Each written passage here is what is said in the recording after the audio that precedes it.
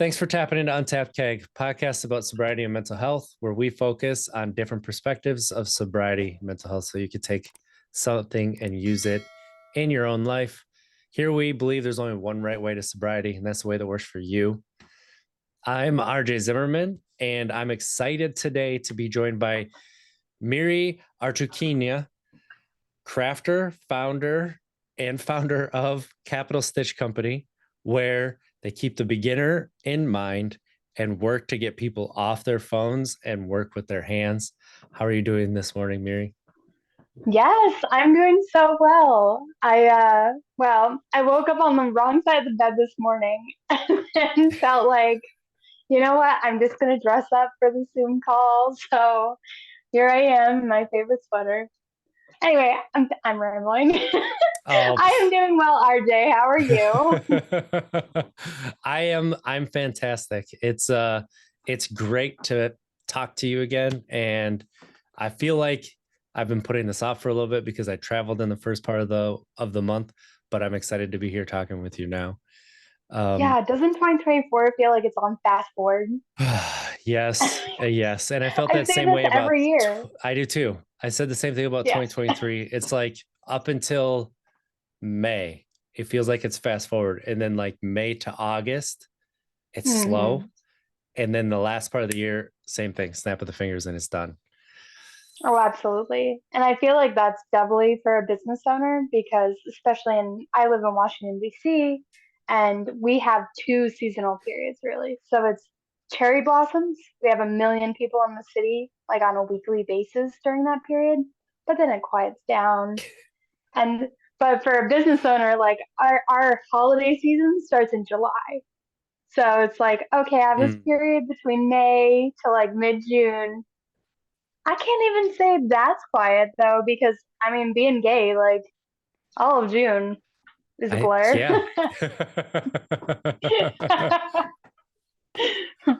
All right, my life is actually just on fast forward constantly, but it just is. It Mhm. really does feel that way. And Yeah. I guess before we get too too far into this, um, for those who don't know, I'm a certified This Naked Mind coach, and I have a program around self discovery beyond alcohol. And so, one thing, if you want to stop drinking alcohol, but you don't want to focus on alcohol, go to untapkeg.com. And if you're looking to figure out who you are without alcohol, go to untapkeg.com. There's 5 tips to start your self discovery journey. If you go there, that's free. And just check that out. So, Miri, for those who don't really know about yourself and Capital Stitch Co., could you give us a little bit of background into yourself? Absolutely. Well, I mean, talking about fast paced, I when I moved to Washington D.C., I had my path laid out for me for probably the next 15 years of my life. I was I was going to finish my bachelor's as fast as humanly possible. I was going to sit the LSAT and I was going to go to Georgetown and become a big lawyer. And I mean, if my life is fast paced now, back then I was working full time on Capitol Hill. I was doing 2 years of college in a single calendar year. No human should ever do that. And I was also still drinking. So the unfortunate thing in that period of my life is I felt like the only time that I could ever relax or even function at the pace that a normal human should function was when I was impaired because if you are drunk, you're not studying. If you are drunk, you are not working.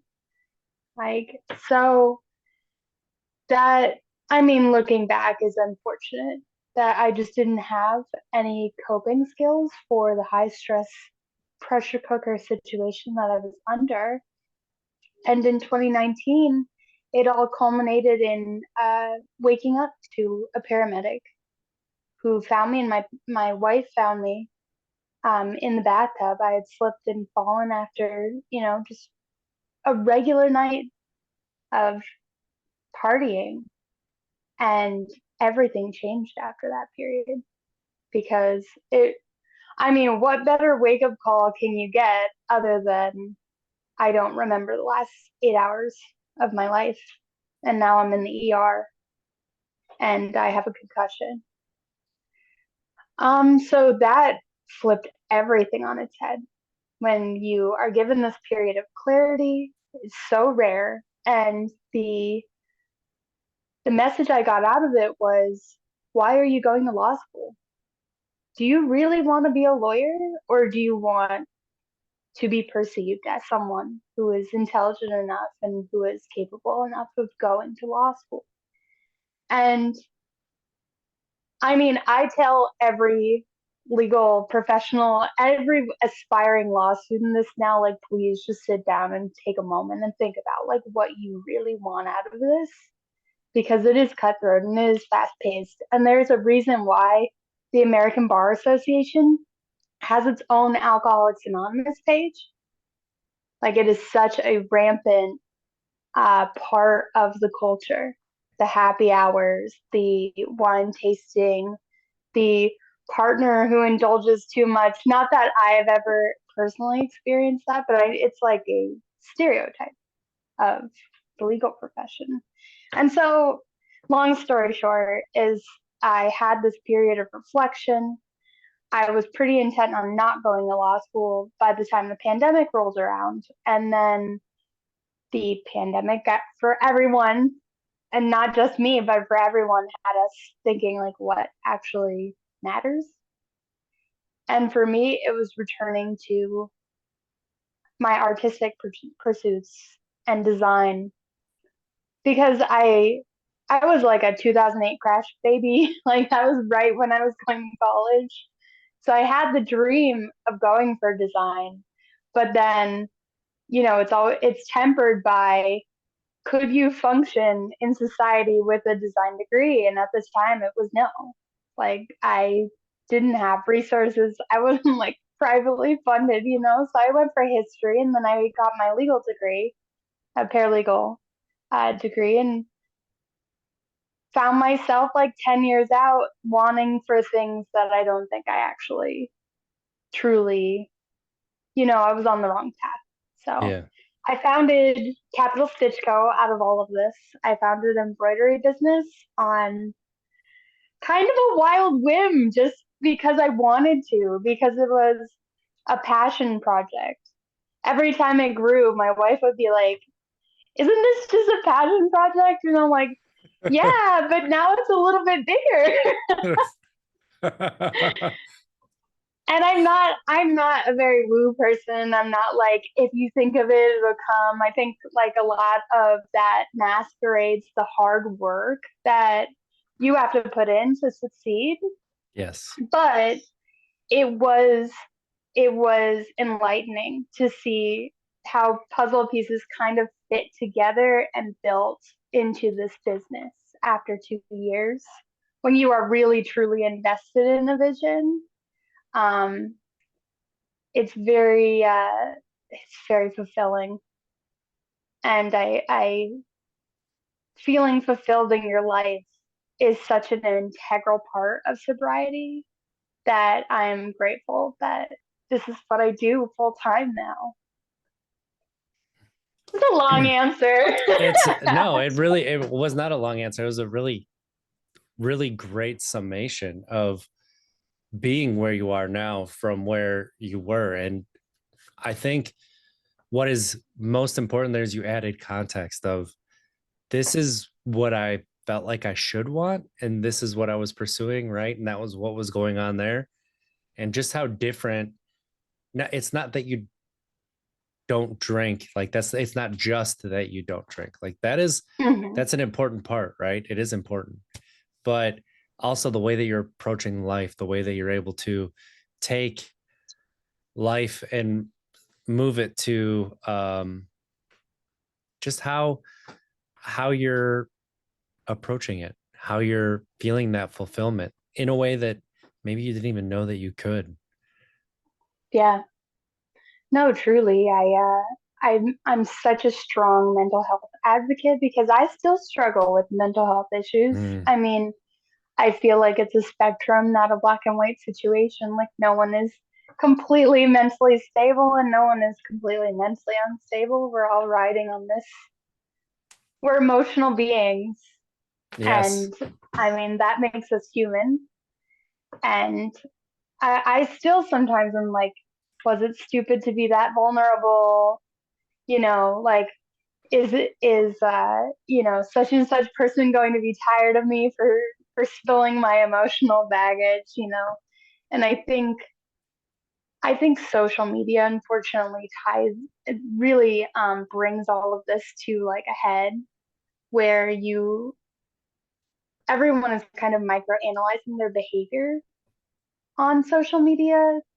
And I'm not against self diagnoses, but I think that an algorithm feeds to the aggregate, right? So if you are depressed and you relate to depression content, the algorithm is going to send more depression content towards your way. And I even as like a Tumblr kid in the early aughts, I recognized how that affected me negatively and felt like home at the time. So much of my business as a passion project started as how can we get kids off social media? How can we get adults off social media?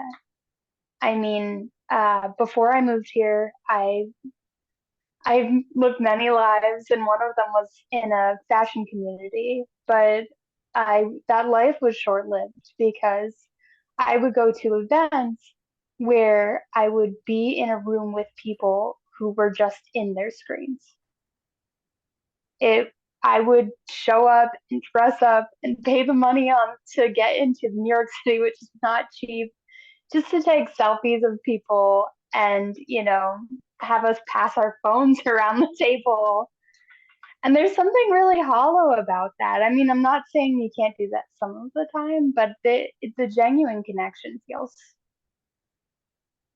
lesser Yeah. when you are in real life and you are still functioning on the internet. So my my embroidery business started really because I realized during the pandemic that if you have a needle in one hand and a hoop in the other, then you are not doom scrolling.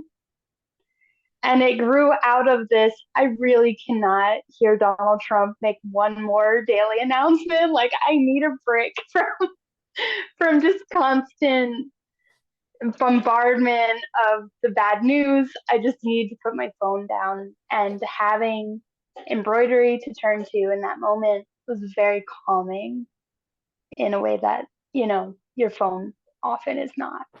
Yeah. And it's amazing how you're talking about using your hands and how important that has been for you.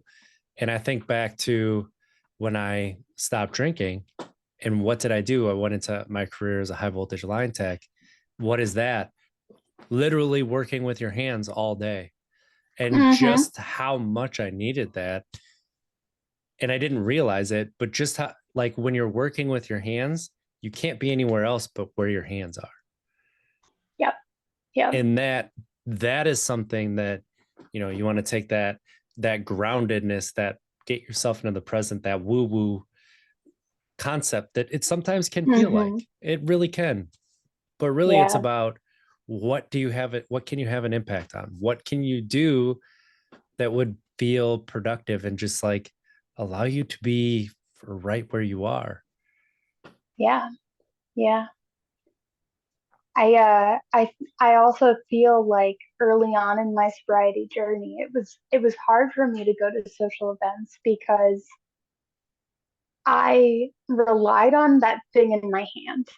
I relied Mm, on, the constant, like, it is such a small thing, but it does, like, highlight that you are not one of the group when you're not drinking. yes. Like, and I get you can walk around with a glass of water and a wine glass if you want, but like to have my embroidery and I'd be talking to people at parties and I just feel like working on something with my hands, it distracted me from the fact that like you're different. You're not engaging with your hands in the same way that everyone else is, which is so particular, but not something anyone who isn't sober would think about. But it is like I guess it's something that I'm working on because no one else is hyper fixating on that but me. Like no one's looking at my hands but me. But the embroidery is nice because it's like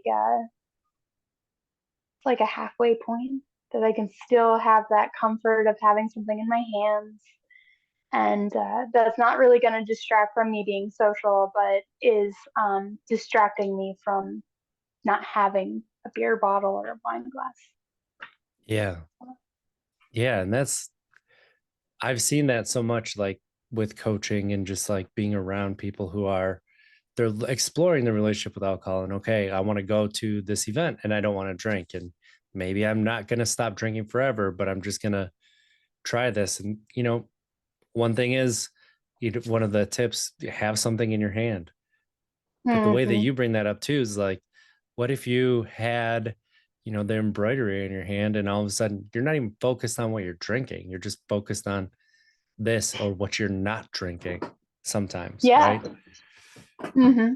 That's Knitters the same way. People bring all of their projects to different events. I mean, it's calming. And you and I bond over having ADHD. yes. And I don't know if you had the same experience growing up, but in middle school and high school, I would doodle Hmm. because it enabled me to like focus my hands and my eyes on something while listening. And I will always get chastised for doodling in class, like you're not paying attention. But when I can distract myself from the entirety of the other, the visual and tactile situation, then I can actually listen. So I find myself embroidering in meetings or during educational podcasts or anything that, I kind of need to focus on, which is just so ironic to anyone who is neurotypical is probably looking in. It's like, Yeah. look how distracted she is. But It's yeah. this is actually something similar that I do that Mm. it takes some people off guard, especially neurotypicals, where they're like, oh, go out in nature and go for a walk and just listen to nature and experience it and enjoy it. What I Yeah. do is I put my noise canceling headphones in and I turn them to noise canceling and I don't turn any music on or anything. And I Hmm. eliminate that sense. And when I do that, Yeah. I'm more present and I'm able to actually focus on visually seeing. And that is way more calming to me than just going and listening to nature. And Yeah. so I went to the sunrise this morning at the beach, and the beach, it was a little bit rough. It was a little bit chaotic. And I left my Hmm. earbuds out and I could feel myself like get a little bit more worked up than I normally would. And I'm like, what's going on? And then all of a sudden I put my earbuds in and I turned them to the noise canceling. I'm like, oh, Yeah. the chaos of the waves right now, I was starting to feel that inside. And so just Yeah. how much finding that what works for you. And I was a doodler too for the same reason. So Yeah, the sensory overstimulation is such a real thing. And I think this is one of the reasons why people with ADHD are overrepresented as sober people. Because when you are drunk, it is easier to tune out like all of the background noise that is going on. It's easier to relax. And that is something that I struggle with now. Having taken alcohol out of my life, now I feel like I'm a little more anxious. But there are other coping mechanisms than alcohol that yes. are much more healthy for you. And I also like, having said I am big on mental health and big on, seeking whatever's going to help you. And I am not against taking medication if it helps. But I found that for me personally, once I was past the year mark in my sobriety, the medication that I was taking wasn't necessary anymore. Like I felt that because alcohol is an immune suppressant, it is a depressant, that the offset that drinking was doing to my mind all of the time was what made the difference for being medicated and not being medicated.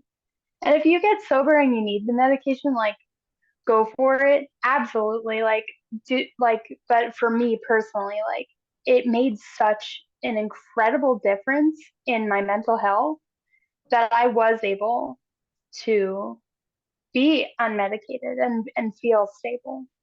And I feel like that is played down a lot. And it's unfortunate because I think there's a lot of factors at play, and I think medication helps a lot of people, but I do know it is exorbitantly expensive. It is inaccessible to a great amount of Americans. Um, Healthcare is ridiculously expensive. So having coping mechanisms, finding a craft that kind of envelops me and gets me, in the zone, so to speak, and takes away the overstimulation of my sensory like situation, that has been so helpful. That was a tangent. I'm No, sorry. that wasn't a tangent. And that's honestly when you get that understanding of yourself, right? And you Mhm. start to be able to check in with yourself. You start to figure out, oh, what is it I'm feeling? I'm feeling overstimulated right now. What are some things that Yeah. I can do? Or I am feeling anxiety. Like sometimes I would say this is fairly often when we're drinking, especially to cope, especially to escape, especially to, I just want to bring some quote unquote joy into our life and really just shut out Hmm. all the bad stuff. And then when there's no you aren't focused on the bad stuff. You're saying that that is Right. joy, which isn't necessarily true. But when you're doing that, you're you're taking away from actually being able to process what's going on in your life. All you're doing is you're delaying Yeah. and you're stuffing it Hmm. down, and that's going to add on top, and that's going to add on top. And so when you take that away and you stop drinking, now to process and to go through and to really understand what it is that you're feeling and what works for you. Maybe Yeah. working on your breathing works for you. Maybe it doesn't. Hmm. Maybe, taking up embroidery, taking up for me, like cooking was huge for me. And Yeah. working through what it was I was feeling while I was cooking, like having those things, they really do help. And then all of a sudden you start to realize, oh, this medication, I have these different coping skills. So this medication that was there, it's actually not Yeah. benefiting me. And once I realize that, I can work with my doctor to get off of it. I can work with, you know, other professionals to be able to make sure I'm doing what's best for me and not just Hmm. sticking band-aids on things that I don't need the band-aids for Yeah. anymore. And just as an aside, I was thinking about the other day, I was talking to my wife about how I used to drink to slow down and to calm. But then you realize once you're out of it, once you are on the sober side, that really your life is kind of sped up because you are wasting so much time recovering from having drank. So you Mm, drink for 4 to 5 hours on a Saturday night, but if you're 30 years old, you're going to spend the entire Sunday recovering from that. You're going to spend the entire Sunday in your head thinking about how sick you are. You there's so much going on like that. Those symptoms can bleed out over, the early weekdays. You can feel sick. And I mean, for me, wasting a Saturday, wasting an entire Sunday for that small relief on Saturday just became like a non-negotiable thing. It was untenable to yeah. continue to do that because then you're getting half of the time that you would have been resting, and the other half you're ill. Yep. It doesn't. It And is how definitely is not that? a bargain. And when you look at how that is quote unquote benefiting you, and you Yeah. start to realize, oh, this actually isn't. I'm not getting from alcohol that I thought that I was. I just assumed I was getting that. And this is something that I Hmm. equate to when you're looking at your hobbies, don't just continue doing something because you're good at it, right? Yeah.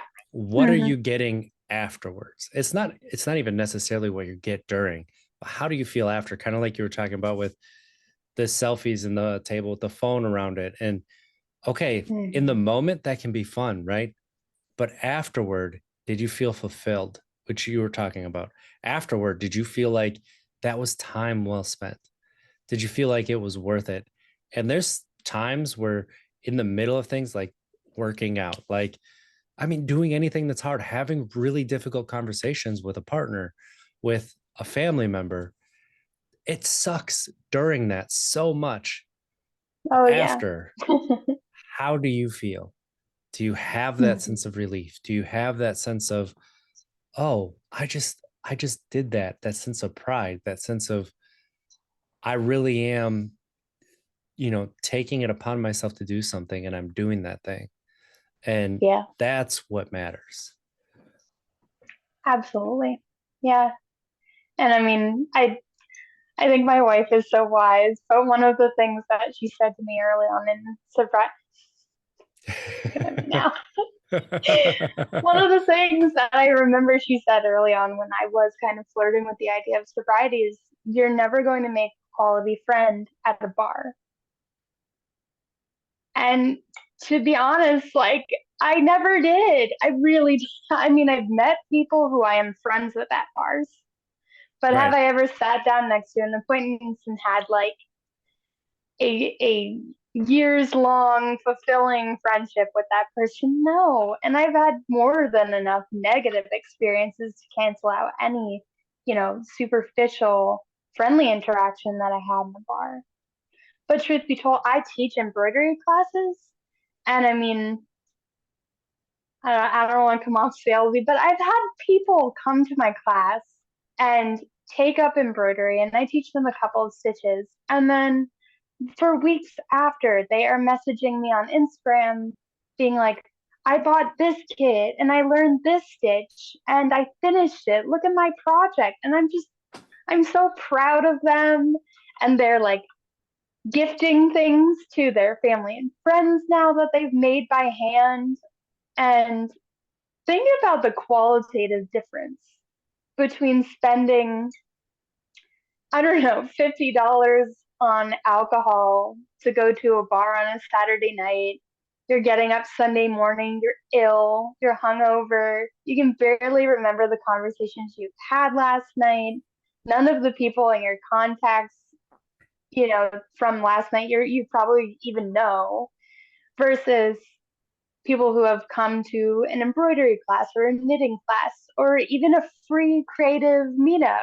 They're, doodling with pencils over coffee and making.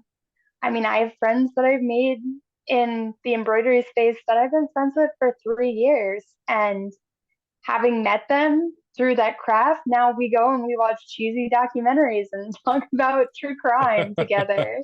You know, and I didn't meet them over a beer or a glass of wine. I met them over a shared hobby that we both cherish. So I think alcohol in American society it cuts such a hole out of what could actually be fulfilling hobbies and interests for people. And it is so unfortunate that we have filled a hole with a literal poison instead of like finding something that you have mutual ground over and building a friendship from there. And that's where I'm at now. And I feel like I have never had stronger friendships with the people that I've met through embroidery than I don't think I have a single friend that I have ever met at a bar. um, I am going through a list right now in my head, and I'm like, Yep. yeah, I'm there. That is the list. That is the list of friends that I still have. And the thing Yeah. is that you just said, and something that I want to highlight because I've been talking about it like for the past week and a half is embracing your weird, right? We cover our Yes. weird up with alcohol, but embrace it, right? Like if you're Yeah. listening to this on audio and you've never watched a video with me, you're missing out on a proton pack behind me on one side from Ghostbusters and an inflatable unicorn. And then my hard hat from when I was a high voltage line tech. Like, and this is all me. It is all pieces of me that when you embrace it, I don't, if somebody comes on here, I don't have to say, okay, what do they know me from? Oh, work, blue collar. I gotta be blue collar now. Like, okay, I gotta button it up and start dropping an F-bomb all the time. And I mean, don't get me wrong, I like to fucking swear every once in a while still, but right. But I used to just like keep the nerdiness separate from like the wah. Oh wow. I combined awe and wonder and said the wah, but like, you know, I like it, the wah. the wah that you searched for as a kid and the optimism that you felt. Like, I used to feel like I had to keep that down. And it just made me bitter. And it made me not be a person that I would look at and be like, who is that? Yeah. Where did RJ go? Absolutely. Yeah. And it's stifling. It's so stifling. I mean, I am glad that the pandemic kind of democratized, like business casual is barely a thing anymore, but oh my God. I had my last year working in law. I bought I bought four of the same dress in different patterns and would literally just get up, put the dress on. It didn't even matter which one it was. I didn't like any of them. Like, sorry, boss, if you're watching this, but like, I mean, I want to wear frilly things and I want to wear chunky, very camp jewelry. And yeah, I think that there's an aspect to society where we're putting on the cap of whatever character that we have taken on, under capitalism. Like, I have to be the legal professional today, so I'm going to put on the really ugly dress that I bought for cheap because it will conform to the office culture. And yeah, being sober, I don't know. Yeah, it is easier to embrace the weird, I think, because you have to. I mean, we are the minority. Like, we're the ones showing up to the party with the seltzer. Like, right. So you have to be 100% present. You have to be like in conversations where your vulnerability is obvious to you. Because I think a lot of the ways that we are vulnerable are we are only comfortable with that or able to be if we are not sober. A lot of people are willing to say more. And that's unfortunate. But I'm still uncomfortable with being vulnerable because I mean I was a weird kid growing up and I had a bunch of shitty friends, honestly, and alcohol made it easier for me to play the part of the person who was worthy of friendship when it hadn't been proven to me yet. The way that you just said that, worthy of friendship when it hadn't been proven to me. When I went back and I looked at, okay, what was the reason that, I did just about every major life decision that I made? What was it I was looking for? And the other one, like when I stopped drinking, was the one that really wasn't in line with that, but it was acceptance. Like the reason I started drinking, the reason that I focused on sports, the reason that I was the class clown, right? The reason that I got married, the reason that I did a lot of what I did was for acceptance. And when I finally took that step back and I was like, okay, whose acceptance was I searching for? And I realized, oh shit, I was looking to other people, but I had to accept myself. Yeah. Uh-oh. Now I have to do something about that because now I know it. And having that understanding that, oh, I didn't feel like I was really worthy of good friendships. So I settled for the ones that I had, right?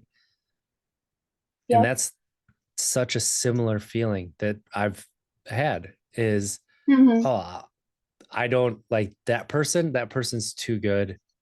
They'll never be friends with me, right? And so you just kind Yeah. of that. I don't want that to say like the friends that I hung out with before were bad people. It was just that Hmm. I wasn't allowed, like I wasn't showing up as my best self, and I wasn't allowing them to show up, for me at the same time. And so Yeah. taking that responsibility is huge, and that's something that I couldn't have done while I was still drinking. There's no way I would have. Yeah.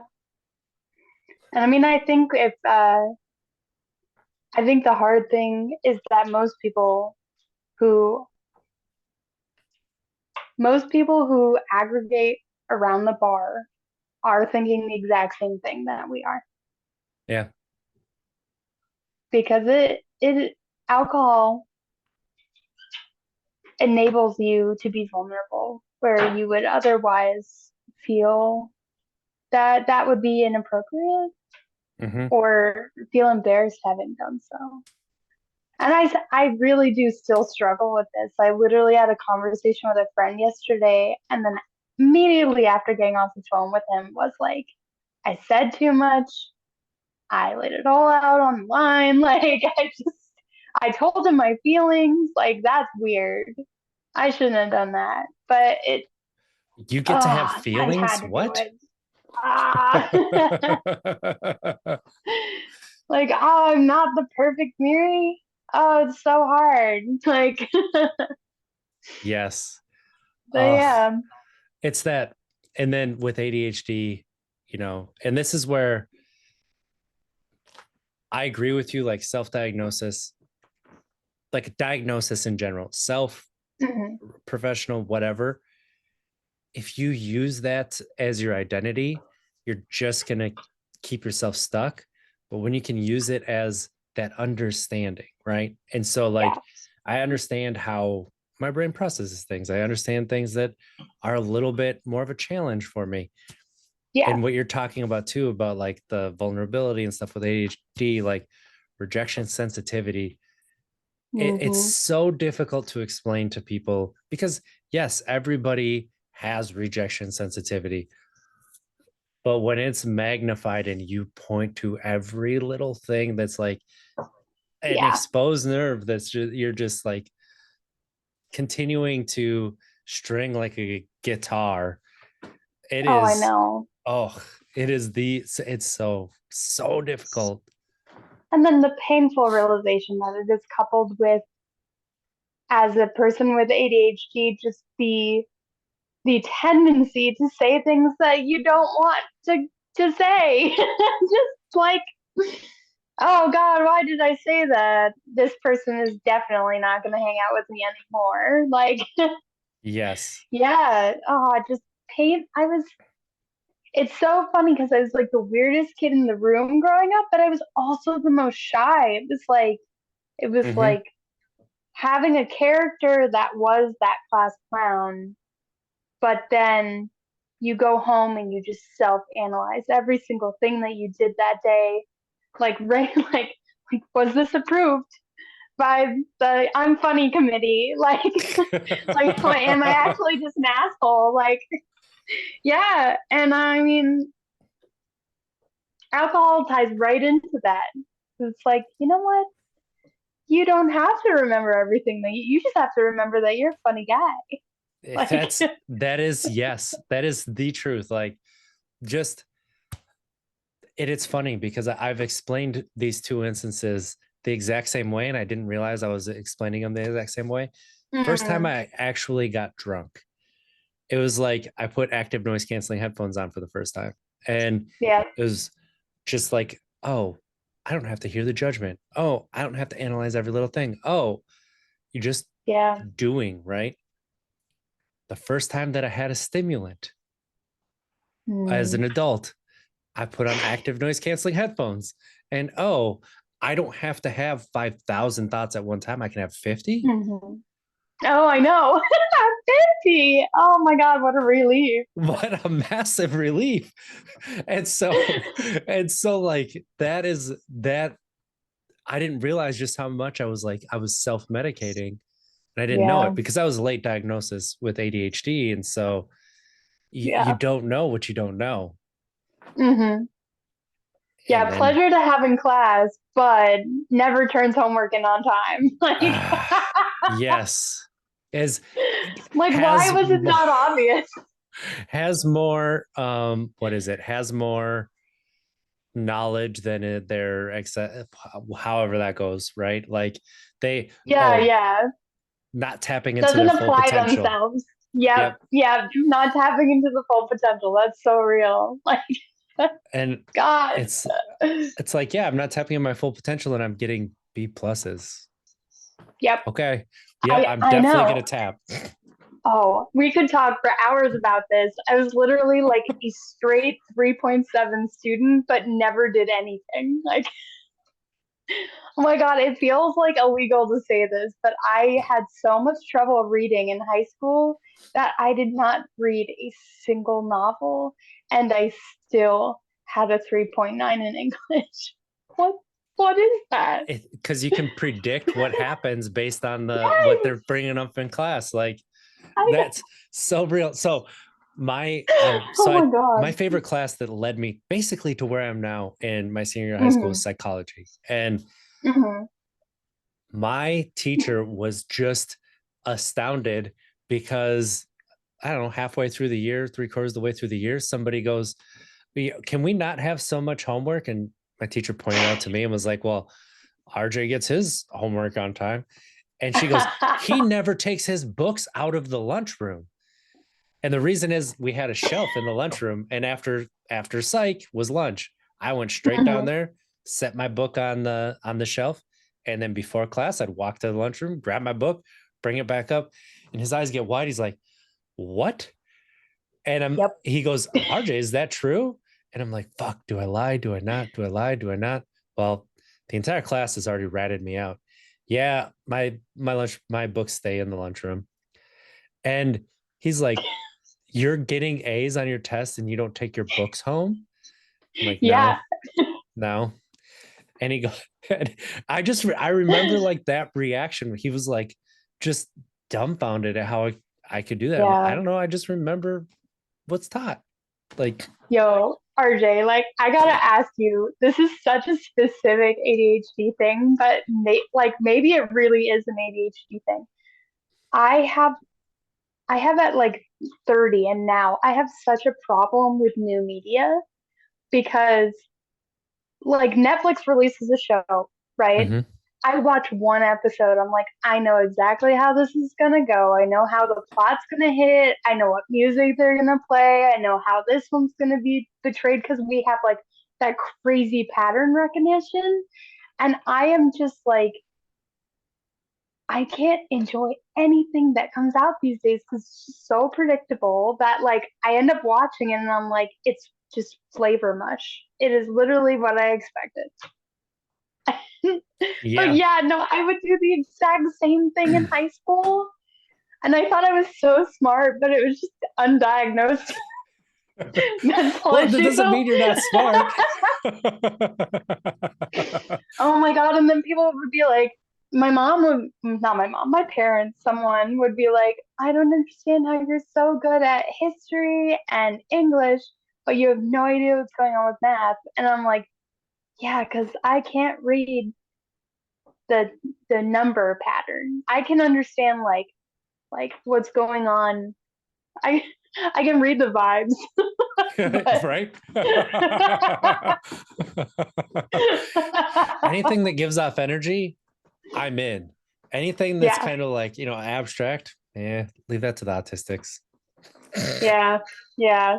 My my wife and I are partners in our business now, and I literally like the first day that she came on board, I was like, my inventory sheet is a mess, and I don't know what I'm doing with expenses. Please help me. Oh my God. So I same thing. And also I Mm, have another business that I have a business partner and we do alcohol free events and stuff like that. And we hmm. both have ADHD. And Oh let me no. tell you how those sheets are. Where we're both like, oh yeah, we'll do that at the end of the month. And the next month comes, Yep. well, we have till the end of the month. We'll just do it at the end of the month. And Yo, what is the it? end of the Okay, month if never you miss a happens. deadline, or like I'll be like, I'm gonna get off my phone at 10 a.m. and then it'll be 10:01, and I'm like, I can't get off my phone now. It has to be 10:30, and then I'll look, it'll be 10:29, and I'm like, I can't get off my phone until 10:30, and then I look up, it's 10:32, and I'm like, well, I gotta wait now till 11. Duh. Oh my God, it like having a disability, like an intellectual disability, it just messes with your entire life in ways that like neurotypicals would never understand. No. Never. And it's like what we're talking about with like the deadline thing is so true. And I didn't even Hmm. realize it. I saw a TikTok like this was only like a Yeah. month or so ago. And I'm like, wait a second, I do that every single time. What? Yeah. That's I extend. I extend all the time, Yep. all the Yep. time. And it's like I like that's my favorite one is when I have an appointment at 3 p.m. so the entire day is ruined. yep. Oh yeah. My wife is like, you have 6 hours. And I'm like, yes, but until that moment that I have to be there at exactly 3 p.m. So it's ruined. Oh, and this is like I have the same thing. So I always set up morning appointments if I can for that reason. Hmm. And Yep. when I found out that that was like an ADHD thing, like that you have that appointment, but you don't want to miss it.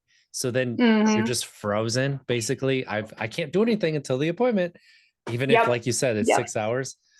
That is such. It takes so much executive function in us that if we try to do something before that appointment, listen, after the appointment, we ain't doing anything Yeah. because it Yeah. took everything we had just to do that one little thing. And it sounds weird because that'll take it'll take like an hour. You have 6 hours. It'll take an Hmm. hour. Just do that for an hour. But our brain just like, yeah, but what if we don't get it finished? Yeah. Or it's like a hand crank alarm, and our brains are just like counting down every Yes. second till the 3 p.m. appointment. I will literally lay there and have like baseline anxiety at like 10:45 a.m. because I have an appointment at fucking 3 p.m. What Yes. is wrong with me? Yes. It is so frustrating, even though you know it's a thing. It was the only appointment they had, so you had to take it. You Yeah, know it's a thing. There's no getting over it. There's just not. yeah. I just one last anecdote. I got off the phone recently with a friend, and now I have a long-standing appointment on Sundays at 10:30 or 11:30 actually. But I usually teach classes at 3 p.m. And I look at my wife and I'm so distraught and I'm like, I have this appointment now and it's 11:30 to 1 and then I have class at 3 and she's like, that is plenty of time to get there and I'm like, but what do I do in the middle? Like 2 hours? Right. That is legit the worst when you have that time in there. It's like, okay, Mhm. but I can't Yeah. I could send that email, but what if I get caught in that email and then all of a sudden I end up not being able to send it? And Yep. Yep. yes, neurotypicals listening to this are like, what are you talking about? It's Right. you can do that. But at the same time, our brains are Yeah. just like, if we miss this, it's the worst thing that's gonna happen. Our lives are gonna be over. What we Yeah. can't miss it. There's nope, do nothing. Do nothing but think about the appointment. You wake up at like 3 a.m.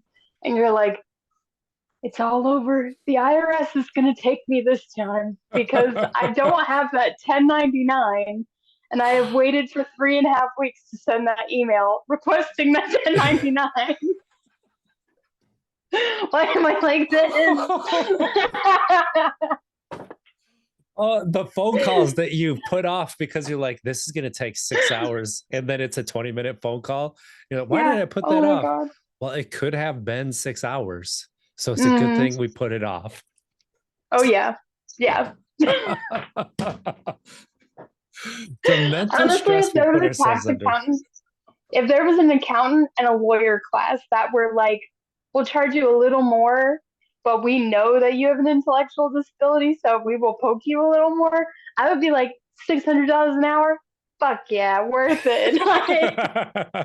Like you're gonna send me an email 2 times a week instead of one? That's what I need. Oh, Bam, right there. yes. Absolutely. And I'd be broke, Yes. but The amount of calm that you would have. I just see like Don Draper in the last episode of Mad Men, like on the hill. Have you? I'm sorry, that's such a niche thing to say now, but he's It's just like on Zen, like right. That whatever. that's what I've noticed is like that. What you can do to get yourself to that calm, it's worth what you have to do to get yourself to that calm. Yeah, Like since I started utilizing my calendar, like the app on the phone, if it's not in the calendar, yeah. I'm not gonna do it. Hmm. It's not in my mind. And so people are like, what do you mean I have to schedule things with you? I'm like, Yeah, listen, I don't put it in this calendar, like I'm gonna be stressed out and I'm gonna forget yeah, about it. And then I'm gonna be stressed some more because I forgot about it and it's just gonna be stress. Let me put it in my yeah. calendar, please. Just call me on that day. It doesn't matter what time, but give me a freaking time or I'm going to pick one. It's going in this calendar. Listen, Yep, because otherwise I have to think about it. And that's a lot. yeah, So, yeah. Or on the other end of the spectrum, you're calling your mom at like 1:15 p.m. on a Thursday, and she's like, Meredith, I love you, but I'm at work. And I'm like, yes, but I just thought of this. And if I don't do it now, you will hear from me in November. yeah, because that is how it works. Like it's either right now or it's Oh, 7 months from now. It's literally yes. how. Yeah. So do you think we have enough uh, for the podcast? Oh, yeah, probably. Yep. Okay. So I'm like, should we continue? No, this is really good because there's gonna be a lot of people that relate to this so much. And Hmm. that's really, that's really what it's about. And I've noticed, I actually over the last week had a couple people come up and talk to me about neurodivergence and hearing about ADHD on the podcast Yeah. and everything, and just how much they can relate to it. And Mary, to sum this up, if there's one thing you could leave the listeners with, what do you think that would be? I would say there are stronger and more beneficial friendships on the other side of sobriety. And that you may struggle with the social aspects at first, but the benefits are so worth it. Like take the early days of your sobriety to check in with yourself and think about what your passion project is, because having found mine completely revolutionized my entire life. Truly. I mean, I would be in law school right now, so no. I'm And so grateful that I am not class of 2024 at Georgetown Law. And you too will be grateful when you find that you like knitting or cooking or reading romance books or, starting a podcast. foraging, starting a podcast, collecting inflatable unicorns. Like, Yeah, the wah that comes from collecting the unicorns. I love it. We're making moi happen, okay? That is gonna happen. Uh, Mary, if people want to follow you and they want to be able to see what you have to offer, where could they do that? I would love that. I am on Instagram at capital with a Stitch, like Lilo and Stitch, CO. And I post a bunch of ridiculous things, so please come and follow me along. on the If you want journey of an some, elder millennial making social media content. if you want some laughter and some wah, definitely give the Capital Stitch Co. a follow on Instagram. We are all about the wah. Thank you That's for right. having me on, RJ. Oh, thank you for being here, Miri. This was so much fun. This is so great. And could, could you send me a screenshot of us? yeah, Okay, cool. That let's be better tomorrow than we were today, because if we don't make it, we tried. Have a great week, everybody. Bye.